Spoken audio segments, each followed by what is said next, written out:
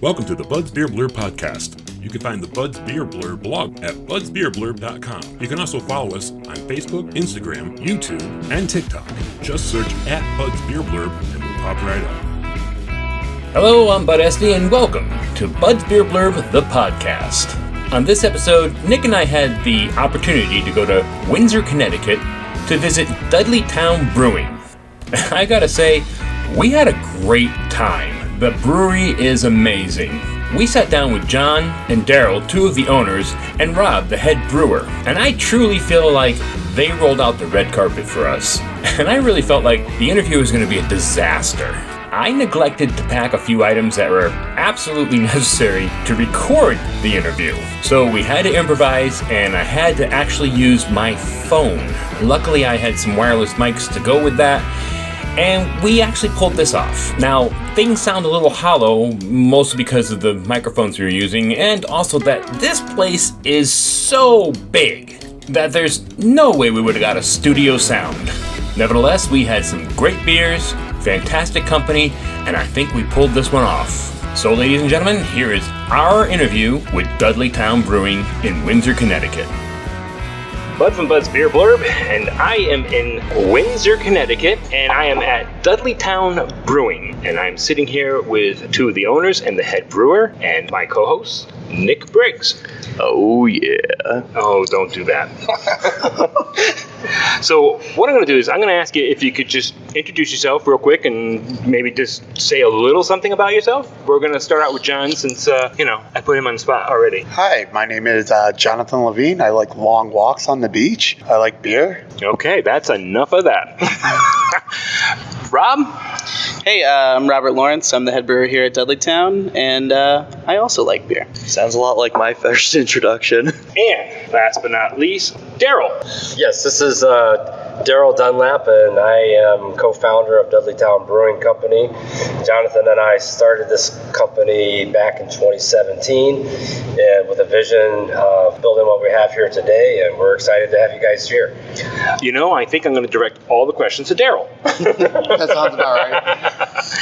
All right, well, right now we're sitting here inside the brewery. This is a great spot, folks. I love this brewery. It's beautiful, it's clean, and it's rustic at the same time. The tables are just made out of, how did you do the tables? When we were looking for countertops and tables, we got really fortunate. We were looking at different types of materials, and we didn't really know what we were going to land on. We were looking at granite, but we really wanted to have something that was going to go with the motif of Dudleytown Brewing Company. And my wife actually found this company, Gill CC Woodworks, and they're out of Gill, Massachusetts. It's a multi-generation tree farm. He had saved this wood for a special project, and James, our other business partner, and I took the trek up to Gill, Massachusetts, and we walked through the whole facility, and then we walked to one of the places that they were storing this wood, and we walked into the barn, and he flipped back the big tarps and got his forklift, pulled the wood out, and we looked at it. It was in a very raw condition, but the boards were massive. Yeah, they're beautiful. And we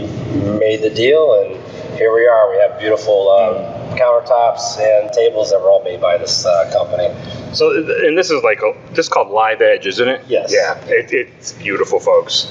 And while we're sitting here, we're sipping on some beers, and I think Nick and I might do a little review a little later on. But right now, I think what we're going to do is we're going to ask these guys, why did you get into the brewery business? Yeah, well, I think that a lot of us have similar answers in why we get into the brewing industry. I think that first and foremost, it's a love of craft beer. My personal, probably first introduction to craft beer was a long time ago. I remember the first time having a Sam Adams up at Boston Billiards up in West Springfield, Massachusetts. And I remember, being a guy that drank beer that we're not going to talk about in this podcast because we're told not to. Yeah, we don't mention those industrial beers. Yeah, we don't want to have to take them out back. Right, yeah. So I remember having that first Sam Adams and being like, holy shit, this is a little bit different than norm. And that was the first time having what I would consider to be craft. That was a long time ago. And then, fast forward to the 2000s or the late 2010s, 2015s, we discovered our local craft market. And, I think some of the inspiration that we drew from was obviously some of the bigger breweries that are in our local area here. The Alchemist was a big brewery that I'm sure a ton of us got an inspiration from. Treehouse was definitely an inspiration for us as well. And then just our local back east being here and local with us. But anyways, why did we get involved in it? I think for me, I was really interested in getting involved in a community-based business where people could come together and enjoy each other's company and have beers, and that really was my personal reason for wanting to do it.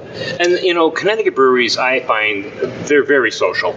You don't find people getting in trouble. You don't find bouncers in breweries. Everybody considers it to be a community, and so I agree with that completely.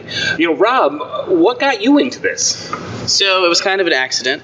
I was actually living over in New Zealand, and I was teaching outdoor education and rewriting the program for the YMCA of New Zealand, and was over there having fun, living on the beach, and just met a couple guys that were doing some homebrew stuff. There was the guy who was leading it. He was from Chicago, and so I got intertwined with those people and kind of cut my teeth on that, made my way back to the U.S., and then was just finding that I was loving craft beer more and more, and eventually just took that to be my job and worked my way up the ranks of a few breweries. And then I was actually out west consulting when I was introduced to Daryl.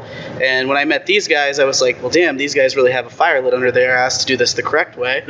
And so I wanted to be a part of this, and threw my hat in the ring, was pretty persistent, made my way out here, and now I'm just making some good beer, enjoying some good beer with some good buds. You sure are making good beer. I'm drinking, now one more time, John, what is this? Soul Collector. This is Soul Collector. It's a double dry hopped IPA. Correct.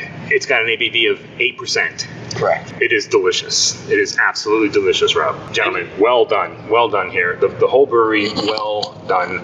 I discovered you guys before I even started the blurb, and I started following you, and I threw out some messages, and I believe, John, you said at that point you started following right after I got everything set up. You started following me.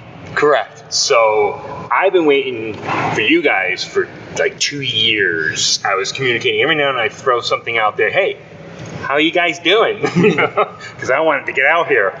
Brand new brewery, brand new blog. It just seemed to be kismet to me.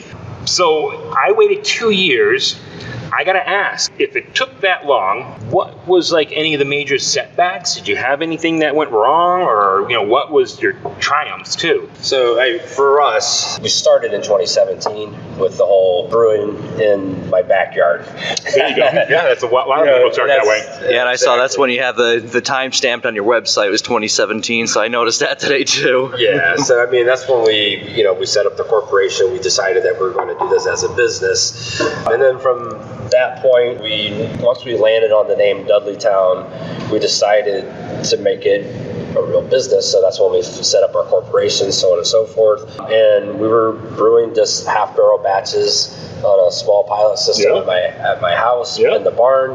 But we also wanted to have, me personally especially, but Jonathan as well, wanted to have an inspiration room. So the barn was there. So myself, Jonathan, and a couple of our buddies, we just spent every extra hour that we had building out the interior of the barn. And a lot of the inspiration for the tap room here now came from my barn behind my house. So it's live edge bar, it's wood clad on the inside.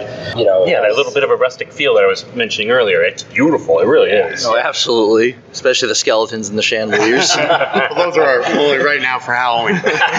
Year-round staples. But pitfalls, anything that came up? Yeah, so just trying to lay the timeline down. I think that when we were first looking for a location, we knew we wanted to be in Windsor.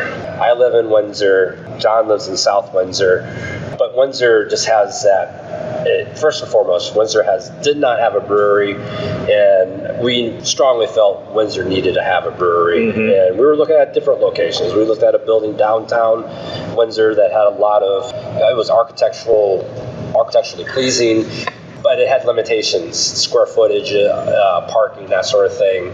We didn't land on this location until around 2018 is when I initially reached out to the owner of the building. Okay. And then at that point in time, I needed to do my homework, to put together a business plan, all that kind of stuff, because this is obviously a big undertaking. We're finalizing a deal. at the beginning of 2020, COVID happened. Yes. I remember sitting here taping off the floors with Daryl and I, and driving home, and all of a sudden you're hearing all these reports about COVID, and that's literally what I remember, just taping off the floors, and then the next day they shut everything down. Yeah, we literally had our architect had plans for us. You know, we were sitting with our the banks, we were sitting with everybody, and ultimately once that happened, I remember like it was yesterday. It was Friday, March 13th, 2020, and then that's when the shit hit the fan, and we sort of like at that point in time we just had to wait. Right? Yeah. Fortunately, this location, nothing really became of it, and the owner was very enthusiastic about having us as an anchor. Cool. And 2021, I reached back out to the owner and said, hey, look, I think I've got my ducks in a row. And then from there, we needed to figure out the financing side of things. So we reached out to friends and family, and we really tried to get the bank support behind us, which was a challenge because we were a new business. And every bank that I went to basically would ask me, what are you doing for sales? And we were a new company. So the answer was... What are sales? Zero. You mean we have to sell this stuff? Right, exactly. No, we're just making it, yeah. Yeah, it's just for us, man. Well, come on. So, You mean giving away at Brewfest, is it? Right. Doesn't make you money? So, I mean, during that whole time step from probably, 2017 all the way up, even on the other side of COVID, John and I would go out and do brew festivals and get our beer out there, get our name out there. And people were liking the beer, and they were liking the whole concept of the brewery. But ultimately, once we were able to figure out the financing side of things, we hit the ground running. It took us about 5 months to get our specifications, our architectural plans and engineering. Once all that happened, 10 months in construction, and boom, we're open. So here we are. So probably your biggest obstacle was COVID. I would say COVID and financing. Financing a project of this size is very challenging, especially with being a new company and not having any sales. Right. If you're not familiar with this brewery, go to their Instagram or their Facebook, their website, and take a look at some of the photos. This place is amazing. There's a giant metal tree in the middle of this place. The front entrance is gorgeous. I can't believe the way you guys pulled this off, and congratulations. You're off to a great start, and I love that. Well, you bring up a funny thing about the tree too. I mean, that tree was built by Daryl's sister actually, and she put 850 hours into that tree just welding it. She was a welding instructor at the school that's just up the road here in Windsor Locks, and she spent a ton of time, as well as Daryl spent a ton of time putting that together with his sister. So it was a true labor of love. It wasn't like we outsourced that. Wow, so you guys made that yourself. That's amazing. Yeah, it was my harebrained idea. There's an awkward column in the center of the space that had like a sheetrock build out around it. Gotcha. And my background is commercial construction, so 30 years in commercial construction, and I just had this harebrained idea to build this sculpture in the middle of the room, and my sister was on board. Yep. And with her being a welder as a trade, and me with my construction background, we worked together on that. Not only did she do the tree, but she also did all of her decorative railing that's out on the front side. Yeah, it's beautiful. Yeah, so definitely a hell of a job. Yeah, she's very talented. She didn't do all the welding, but she did definitely everything that had to do with the tree and the front railing and some other things in here. But welding was a big part of this project. We probably had 4 to 5 different welding contractors in here doing different aspects of welding. That's crazy. That is crazy. So we're approaching Halloween at the time of the recording, and I'm hoping to release this before Halloween because it makes more sense, because you guys are called Dudleytown. Now, if you don't know about Dudleytown, you might not be from Connecticut. Dudleytown is famous in Connecticut for being a haunted town. The whole town was pretty much abandoned, and now it's off limits. The police monitor it. They won't let anybody in there, but they say it's haunted. Why did you guys come up with Dudleytown? So I think one of the reasons we came out with Dudleytown was for the branding aspect. We wanted something that represented Connecticut, that people know in Connecticut, and Dudleytown is one of those things that you talk about and people just go, and they geek out about it. Yeah, it's like no one talks about it, but they talk about it. It's great. So we wanted something that people would remember, A, and then B, for the branding side of things. All our beer names are based off of folklore. That's awesome. We all really love that side of things. The dark, heavy metal kind of theme with the folklore tied into it too. Everyone loves that, whether they admit it or not. Of course. So I think that's one of the reasons we really chose to go down that path. And you could name your brewery anything, but we wanted something that is represented in Connecticut. Yeah. That name just really stuck. Like when we were spitballing names, there were probably 30 names, 40 names, and then when Dudleytown hit, it was kind of like it stopped the record. And I didn't really know anything about Dudleytown. I was had no clue.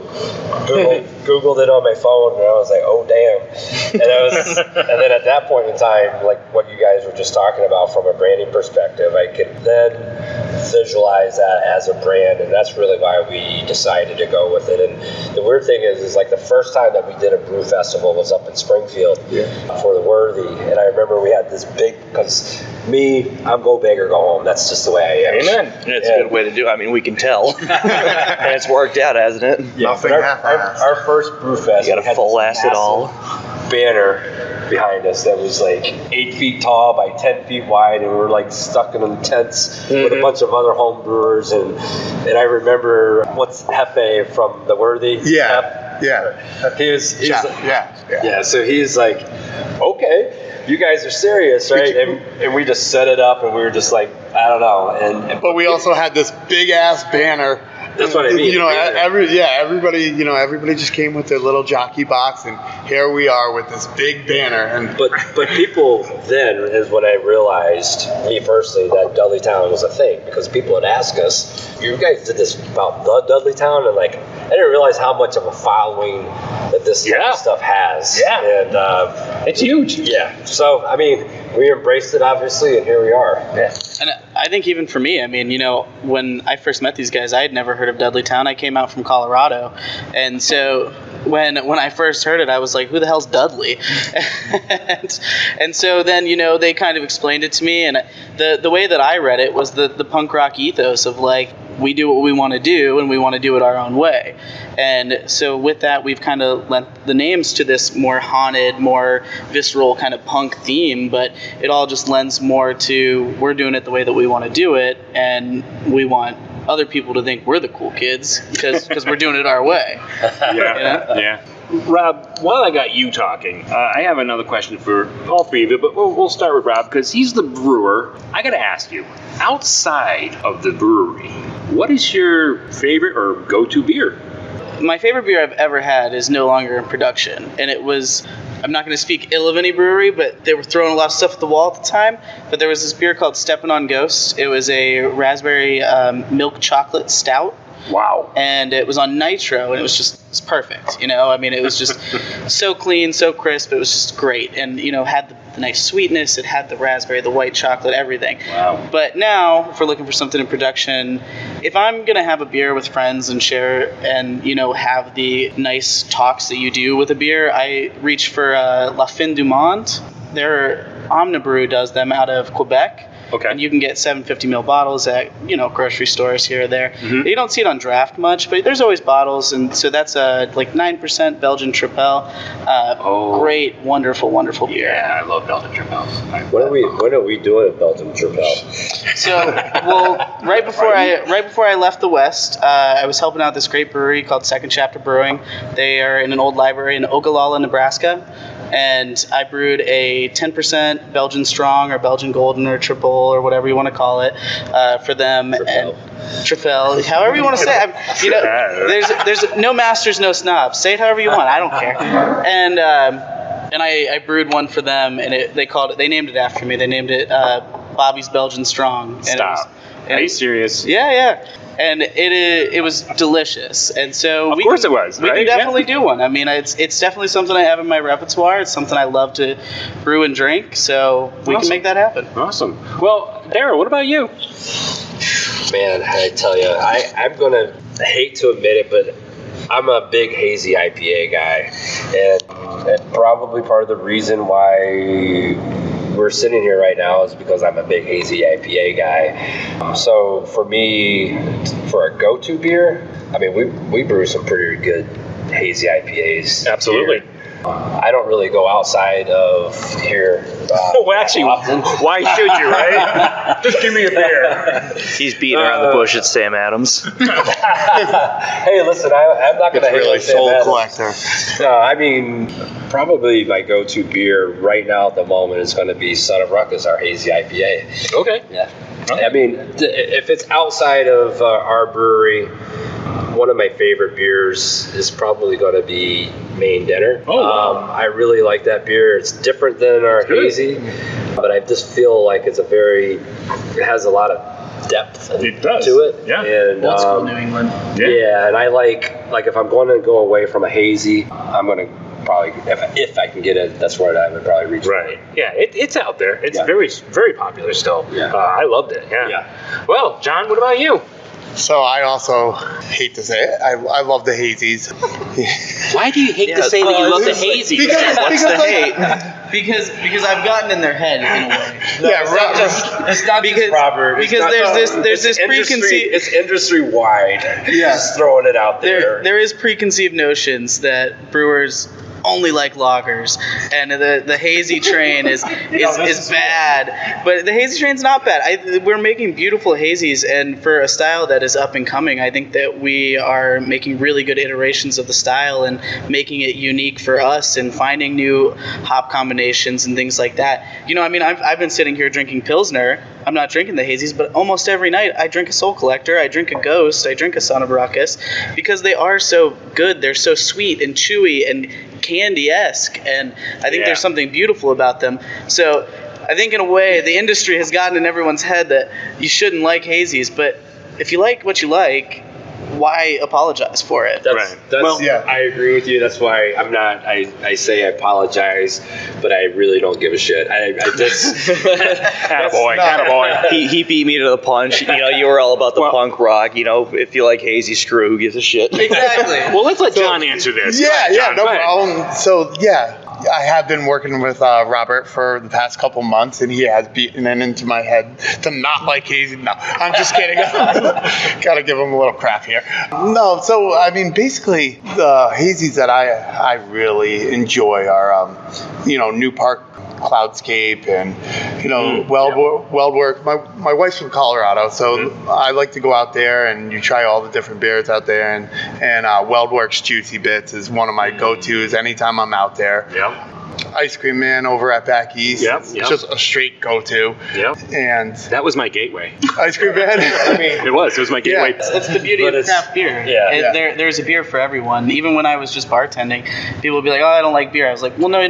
You just haven't had a beer that you like yet." Right. And so you have to find the thing that's going to work for you. And these are just the inner workings, the gateway that are going to allow people to expand their palate and find things that they like. You know, the hazies are sweeter and chewier, and that's normally more approachable for people. The sours, the fruited ones especially, are often sweeter than they are sour now. Right. And so people are finding that they like beer, and then, if you try a hazy IPA, you're eventually going to work your way to try the West Coast or try the more traditional, like, pale ales, things like that. Yeah. I think You hear that, Bud? West Coast? Yeah.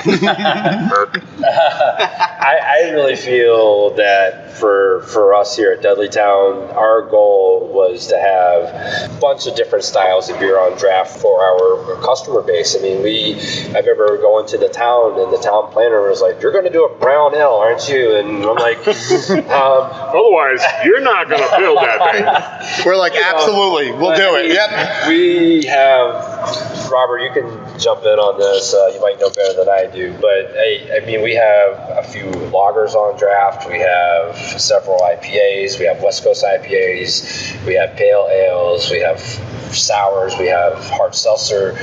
Our goal was really to develop enough beer so we could try to satisfy as many people as possible. Yeah, we try to have a really eclectic offerings of beer. So when we were looking at what we were going to brew first, we were like, all right, I don't know that this is going to sell in this market, or maybe this is going to be our biggest selling in this market. So there's some things that we've thrown at the wall that we've now since sold out of, and we're like, well, we're not going to do that again right now, but we are going to kind of push this. So, this market is very hazy heavy, so we're going to do more hazies. This market's very sour heavy, we're going to do more sours. Right. We're always going to have a seltzer on tap, because it's an offering for people who otherwise wouldn't venture into the building. Do you think that your area has a certain demographic for the beer or a certain type of beer? Because I know that other brewers have said that they have specific beers in their area that maybe another spot in Connecticut, it's another beer. Yeah. Do you find that here? I find that anywhere. I mean, I think that is just a universal truth. People are going to flock to things that they are told is cool. Right. No one knows what's cool until you tell them. Mm-hmm. And so if we put out this great Czech lager that we have, everybody's like, well, I don't like dark beer. It's like, well, try this. It's not your porter or your stout that's going to be chewier and sweeter. It's very dry. It's crisp, but it has a nice coffee, roasty characteristic to it. And so every person we hand that beer to and explain, like, this isn't your normal dark beer, they end up liking it. Yeah. And so with that in mind, I mean, it's all about having wonderful staff that can create a bridge between the customer and the producer. So you're the brewer, you're the one that keeps making the same beers and also the variety of beers, but what would you say is the best seller here?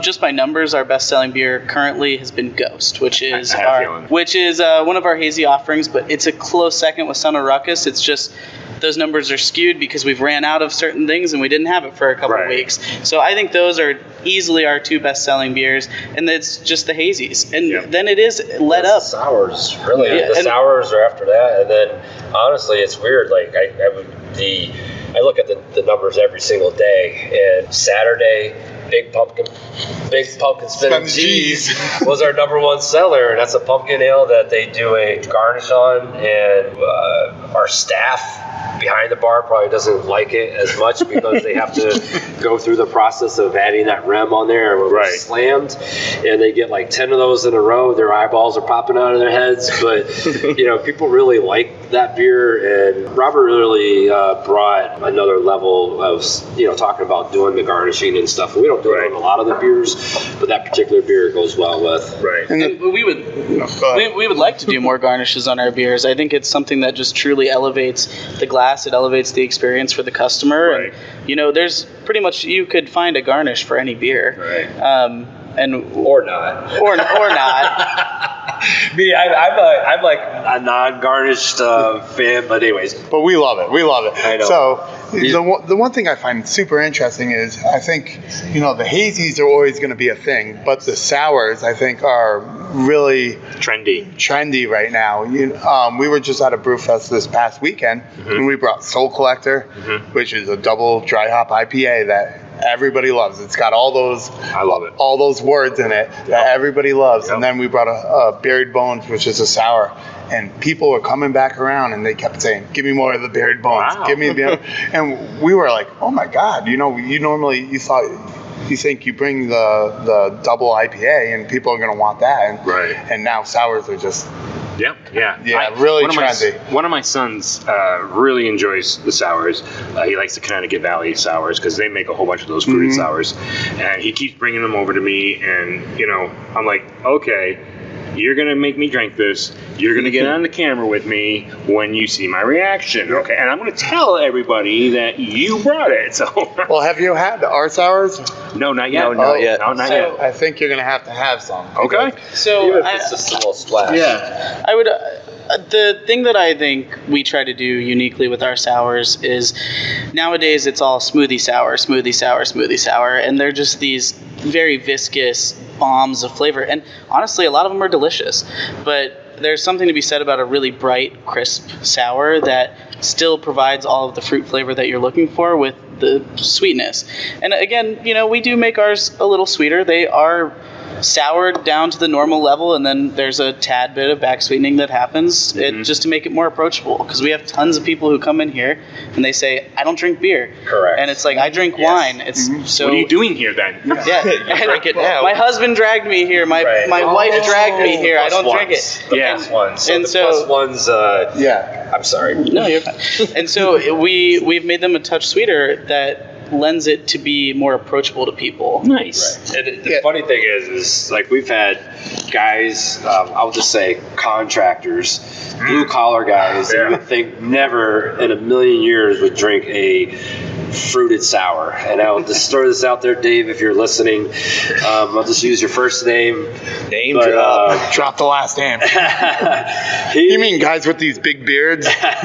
He tells us that, hey, Buried Bones is his favorite beer, and I would have never guessed in a million years that would have been the one that he would have went with. Now, he's a non-craft beer guy. He was one of our welding contractors, and so I always kid around that he drinks the beer we're not going to talk about today. he denies, and he says that he drinks a different brand, but it's just, I find it very interesting when people come in here, and I always feel like we, for the most part, I think that we have a beer that will satisfy you if you come into Dudleytown Brewing Company. Awesome. Okay, I want to real quick go back to the garnishing. Yeah. So I don't like pumpkin spice. I don't like pumpkin spice. And what I did was I went to another brewery, and the brewer and we become friends through this blog that I'm doing, and he asked me to try it, and I did. And I actually thought it was a really good, and I judged it according to what it was, so I wasn't trying to be biased. But he asked me if I wanted the garnish. I was like, no. So I was at Off the Rails Brewing yesterday in Stafford Springs, and they had a pumpkin spice beer, and I was like, oh boy, here we go again. And it was garnished. And I'll tell you, I gotta admit it, I'm sorry, it was delicious. I agree. I tried it with you too, and oh my God. Yeah, I was shocked at how that little bit of sugary something really brought out the flavor and enhanced it. Was that the pumpkin spice or the apple one? No, that was the pumpkin spice that I did that with. Okay. Well, so when I make beers like that I'm envisioning it to have a garnish from the beginning. When we flavor it with the thought that it's going to have that. And so, if you make it too overpowering in the glass without the garnish, it's not going to be balanced. Okay. And so if you can balance it in the glass with the garnish, say we're rimming it with cinnamon sugar or we're rimming it with pumpkin spice and sugar, then we are making the adjustments to how we're making that recipe with that in mind from the beginning. Yes. So ours is it's very subtle and it's very nuanced, and then you add the rim and it just elevates it to the next level. That's interesting. So you're not thinking of it as, okay, this is a pumpkin spice, I have to rim it. You're thinking of, I want to create a beer that would have a rim on it and the focal point of what you're making. In a sense, I mean, think about it like if we were crafting a cocktail. I mean, I'm not going to make you an old fashioned without, simple syrup and oranges or Luxardo cherries, or I'm not going to do that. Thank you. So, of course. And so if you keep all of that in mind, most people are vying towards getting the rim. And obviously there's people who don't, and those people still enjoy the beer. It's not like it's bad by any means, but when I'm making those, I'm always like, okay, how can we elevate this to the next step? It's like the people who are expressing the orange peel around your glass. It's all kinds of different things that you can elevate a beer with. Before I ever brewed beer, I was a cocktail bartender, and so I kind of think of it in that sense sometimes. Cool. Yeah, it's sort of like a margarita too. It's got to have that lemon and salt, or lime and salt. But salt, sugar, whatever you want on your rim. I mean, however you want to drink your drink is how you should drink it. I mean, there's people who take our peanut butter porter and they put our mixed berry sour in it as a topper, make a peanut butter and jelly beer. Oh my goodness. It's My wife loves it. My wife if it tastes loves it. if it tastes good to you, who cares?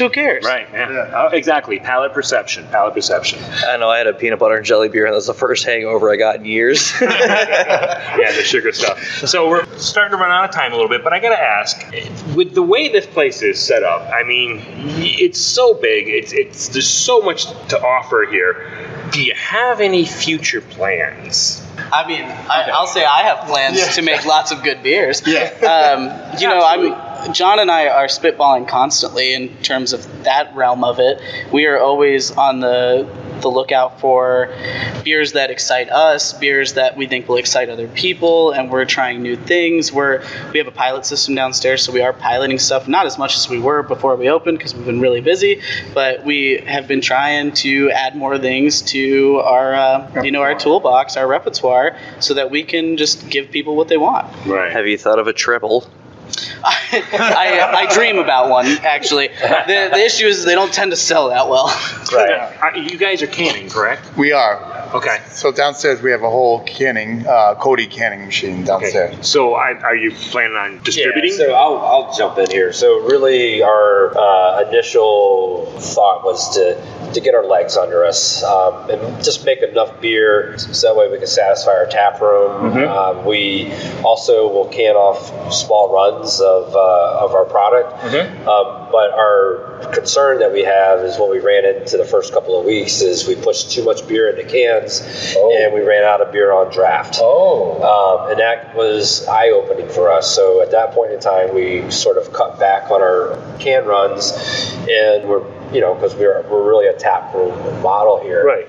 So people ask us all the time about distro and that sort of thing, and I think that right now we're not looking to go out to distro. I think eventually, we are talking about maybe throwing some kegs out to market. I'd like to order one now. We just want to make sure that wherever we put our beer that is being served properly, lines are clean, so on and so forth.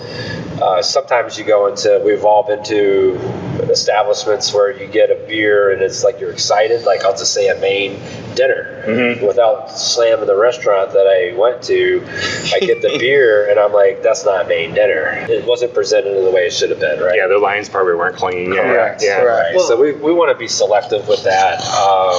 That'll probably be our first line of distro, and then if we're going to go past that, to be determined, I guess. All right, beautiful. And I feel like the way that we're brewing beer right now, we try to be as meticulous as we possibly can. Mm-hmm. So, we're tracking our dissolved oxygen into our cans, making sure that we are way below the average threshold of DO so that those cans will stay fresher longer. And we're just looking to make sure that we can do everything consistently and do everything in a way that if we were to push it out to the public in different spaces than our own tap room, it would just be as clean, crisp, beautiful as possible. And people always say once you start getting bigger and bigger that your quality goes down. Right. And we don't want that to be the case. I mean, right now it's currently just John and I, and we just got one other guy helping us within the last month or so. Mm-hmm. And it's been 3 months and we're nearing the 500th barrel of beer that we've brewed. Wow. And so, we're selling a lot in-house, but there can always be more to be had. And so it's all about keeping everything consistent and keeping our quality control as high as we possibly can. Beautiful. All right. Well, guys, we're a little bit out of time here, so I want to thank you so much, first of all, for allowing us to come in here like this. I really appreciate it. And for the beer, really appreciate that. But we hope that we might be able to do reviews with you in the future and keep in contact here. I love this brewery. I really do. You're worth the wait. Oh, absolutely. 100%. All right. Well, Bud from Bud's Beer Blurb. And this is Nick. Thank you, guys. I think it's time for us to pour you guys a beer. Yeah. Woo! And now, Bud's Beer Blurb presents Hops 101. This edition of Hops 101 is brought to you by Growler Power. Growler Power keeps your favorite craft beverages tasting fresh and crisp with each pour. Growler Power. Pour proudly. On this edition of Hops 101, we present to you El Dorado Hops. Born and bred in 2010 at the CLS Farms located in Yakima Valley, Washington State, this hop is bursting with juicy pineapple and tropical notes. El Dorado is a great dual-purpose hop boasting an alpha acid of 13 to 17%, making this an efficient and effective bittering hop, but can also be used in late additions to maximize the fresh, fruity aroma and flavor. As a bittering hop, El Dorado lends a firm but balanced bitterness, and when used in those later additions, El Dorado brings bright, tropical fruit flavors and aromas of pineapple, pear, watermelon, and stone fruit. CLS Farms and El Dorado Hops are a trademark product of CLS Farms. All rights reserved. This has been Hops 101. Thank you for joining us.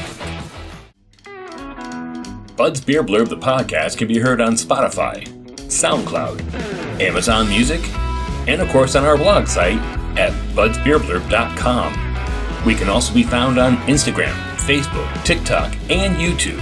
Just search at Bud's Beer Blurb and we'll pop right up.